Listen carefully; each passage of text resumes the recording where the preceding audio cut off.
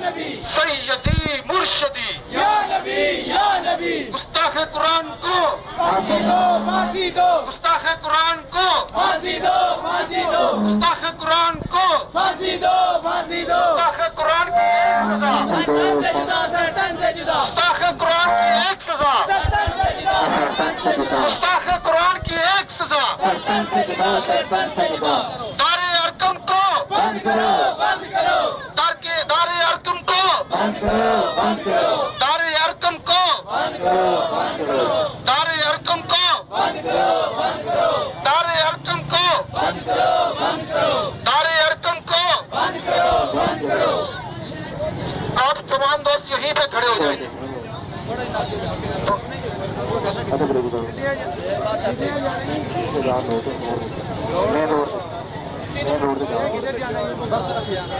آپ تمام دوست یہیں پہ کھڑے ہو جائیں.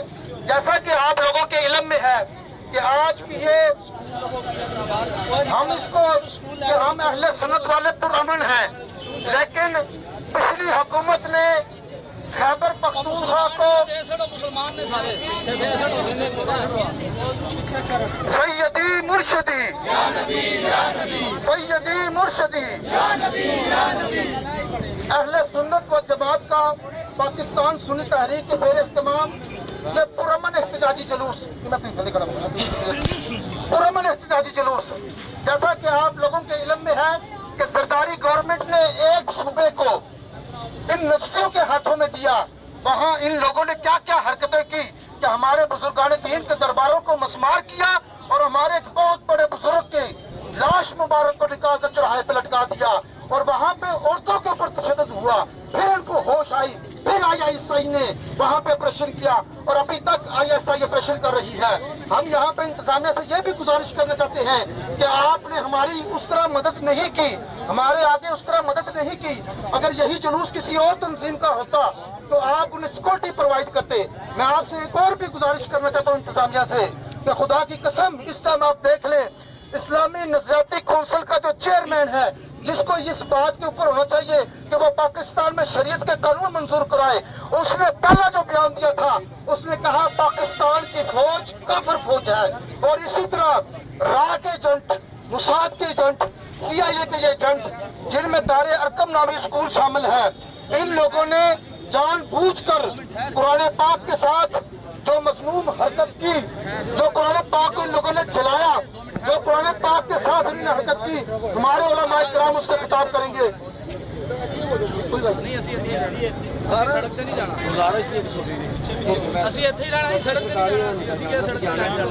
نہیں جانا یہ گاڑی ہمیں چھوڑ کے جا رہی ہے. جہاں پہ اگر بم بلاسٹ ہو گیا یا ہمارے اوپر کوئی بھی حملہ ہوا تو پہلا کیس ہم تھانہ سٹی پہ جمع کرائیں گے. یہ ہمارا پرامن احتجاج تھا اور ہمیں یہ انتظامیہ کے لوگ چھوڑ کے جا رہے ہیں. یہ اہل سنت کے ساتھ دشمنی، یہ ایجنسیاں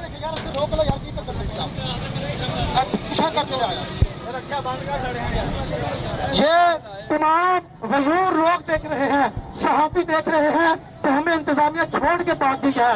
ہماری سیکورٹی کے لیے صرف 3 پولیس والے آئے ہیں، ان میں سے آپ ان کی عمریں دیکھ لیں اور دیکھیں کہ ہمارے ساتھ کیا کیا کیا جا رہا ہے. یہ یہودی ایجنٹ ہیں، یہ امریکن ایجنٹ ہیں، یہ قرآن پاک کے مخالف لوگ ہیں. ابھی ہماری جو ریلی ہے یہ احتجاجی ریلی بن چکی ہے. سب سے پہلا خطاب صدر مرکزی تھانے کو بند کرو، دار ارکم کو بند کرو، اس تھانوں کو بھی بند کر دیا جائے. بینات کو کوڑے کے ڈھیر پر پھینک کر استغفر اللہ ثم استغفر اللہ جلایا ہے. میں سمجھتا ہوں کہ یہ کسی مسلمان کو اس طرح کا فعل جو ہے زیب نہیں دیتا. یریدون لیطفئوا نور اللہ بافواہہم، کہ انسان اب چاہے، اللہ خود قرآن میں فرما رہا ہے کہ کوئی انسان یہ چاہے کہ میں پھونکے مار مار کر اللہ کے اس نور کو، قرآن کو اپنا ختم کرنے کی، یا جلا کر یا بہا کر کسی طریقے سے بھی کوئی انسان یہ کوشش کرے کہ اللہ کے نور کو ختم کیا جائے، بجھایا جائے، ختم کر دیا جائے، تو میرے دوستو یہ ہو نہیں سکتا. اس میں میرا اور آپ کا کمال بھی نہیں، بلکہ خالق کائنات نے خود ارشاد فرما دیا کہ یریدون ان یطفئوا نور اللہ بافواہہم. کیا دنیا والو کسی بھی انداز کے ساتھ اگر تم اللہ کے نور کو بجھانا چاہو تو یہ ہو نہیں سکتا۔ تو میرے دوستو، دار ارقم کے اسکول نے جو بھی یہ سلسلہ قرآن پاک کو استغفر اللہ ثم استغفر اللہ چلانے کے کیا، اس سے بڑی اور کوئی لعنت نہیں ہو سکتی۔ اور آخری بات یہ کروں کہ قرآن آپ کے بازار میں چلے جائیں، ایک کپڑا ہے 50 روپے گز، آپ اس کا 10 میٹر کا خریدیں، 8 میٹر کا سوٹ خریدیں، 500-600 روپے کا بنے گا۔ آپ 10 میٹر کے سوٹ کو پانی میں ڈال دیں گے، دھوئیں گے، مٹی نکالیں گے، نالی میں بہا دیں گے، مگر اس 10 گز سے اگر آپ آدھا گز یا آدھے گز سے بھی کم کپڑا لے کر قرآن پاک کا غلام بنا دیں گے تو میرا اور آپ کا کیا کام ہوگا کہ قرآن پاک کو بعد میں چومیں گے اور قرآن پاک سے لگ جانے والے کپڑے کو پہلے چومیں گے۔ اللہ اکبر، یا رسول اللہ، نعرہ رسالت، یا رسول اللہ، یا رسول اللہ، روشن قرآن پاک وہ مذہب کے زمانے میں مسلمان ہو کر ہم کار ہوئے، کار کے قرآن ہو کر۔ میرے دوستو، قرآن پاک سے لگ جانے والا کپڑا اگر اس کو دھویا جائے، میں اور آپ، ہماری مائیں بہنیں بیٹیاں اس گلاب کے دھوئے جانے والے پانی کو سب سے اوپر چھت پہ ڈال کے آتے ہیں تاکہ قرآن پاک سے لگ جانے والے کپڑا دھوئے جانے والا اس کا پانی بھی زمین پہ نہ گرے۔ جنہوں نے قرآن پاک کو جلایا ہے، میں اہل سنت کی تمام تنظیموں سے یہ اپیل کرنا چاہتا ہوں کہ یہودیوں نے عیسائیوں کے اوپر کیس کیا ہوا ہے۔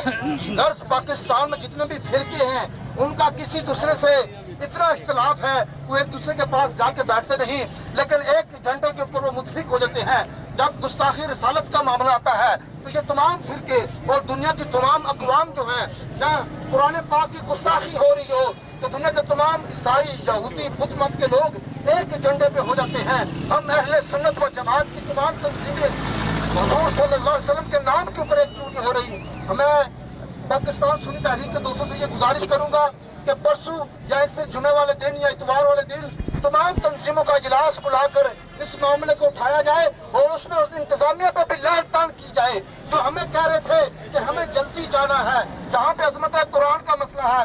میں بلا تاخیر آپ لوگوں کی نظر یہ شیئر کرنے کے بعد کہ طوفان میں ہم یہ جو ہمیں کا تھا، ہمارا مسلک وہ ہے جو مولانا فضل حق خیرآبادی رحمت اللہ علیہ کا تھا کہ طوفان میں ہم اپنی مرضی جاتے ہیں، جان ہتھیلی پہ لیے جیے جاتے ہیں۔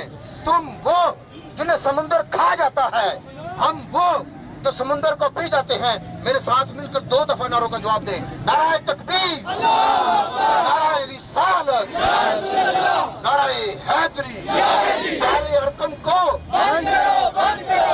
لالا موسیٰ پولیس مرد آباد، لالا موسیٰ پولیس مرد آباد، مرد آباد۔ میں حافظ محمد عمران صاحب صدر جماعت اہل سنت لالا موسیٰ آپ سے گزارش کروں گا کہ آپ الخلق كلهم والحبيب الذي ترجى شفاعته بكل حول من الأحوال مقتهم يا رب بالمصطفى بلغ مقاصدنا واغفر لنا ما مضى باري النسم مولاي صل وسلم دائما ابدا على حبيبك خير الخلق كلهم۔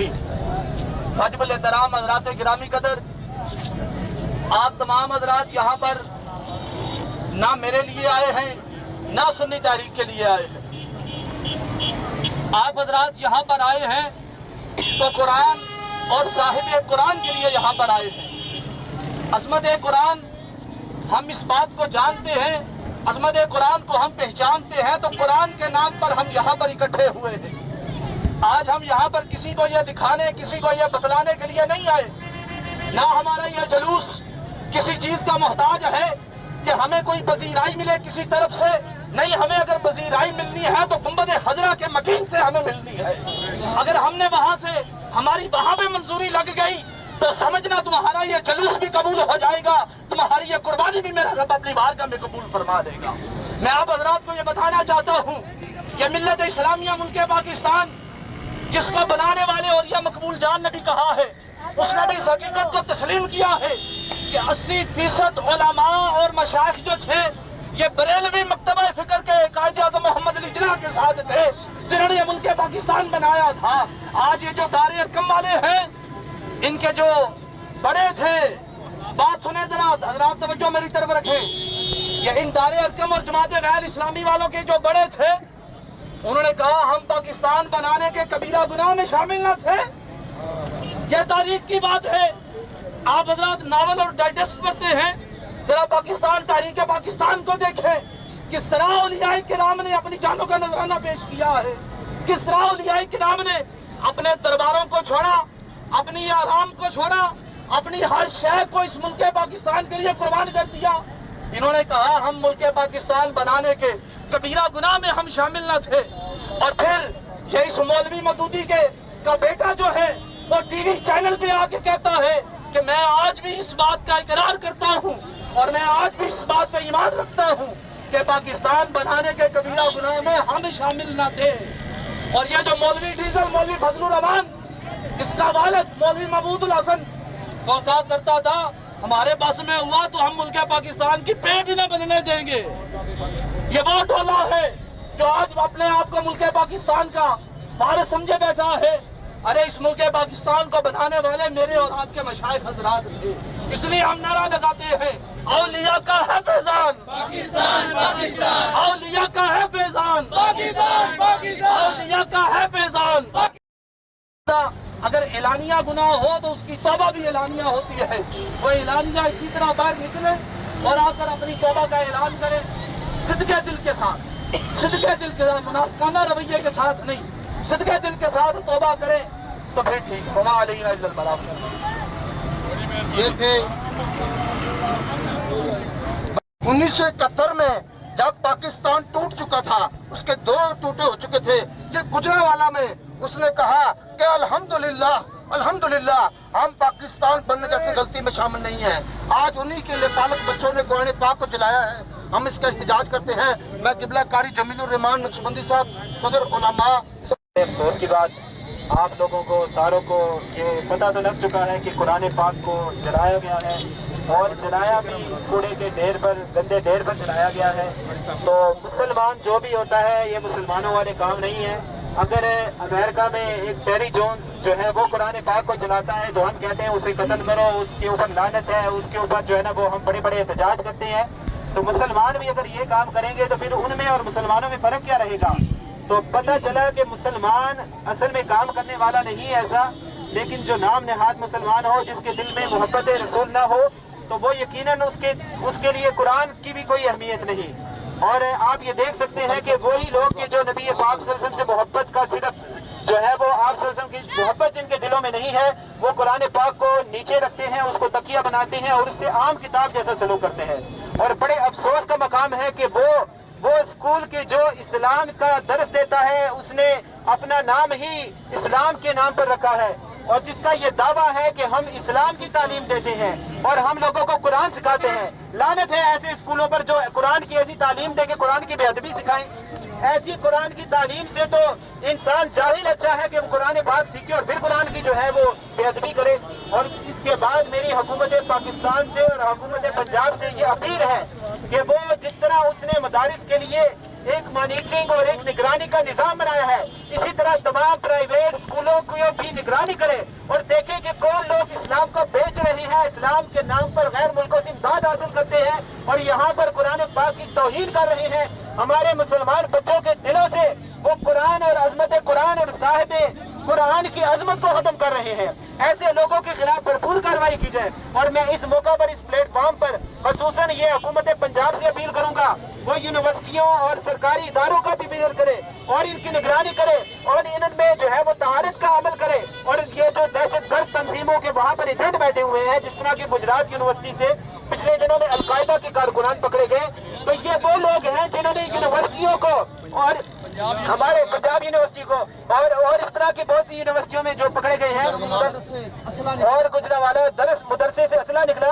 تو میری یہ گزارش ہے کہ ایسے تعلیمی اداروں کو دہشت گردی کا اڈا بجانے والوں کو ان اداروں سے باہر پھینکنا چاہیے۔ آپ یہ نہ دیکھیں کہ کوئی اسلام کا نام لے رہا ہے۔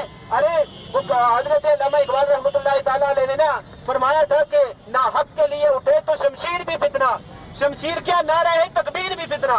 تو اگر قرآن کا نام لے کر عظمت قرآن کے جلسے کوئی کرے اور یہ کہے کہ ہم قرآن پاک کو جلائیں گے، تو یہ عظمت نام لینا سراسر دھوکہ ہے.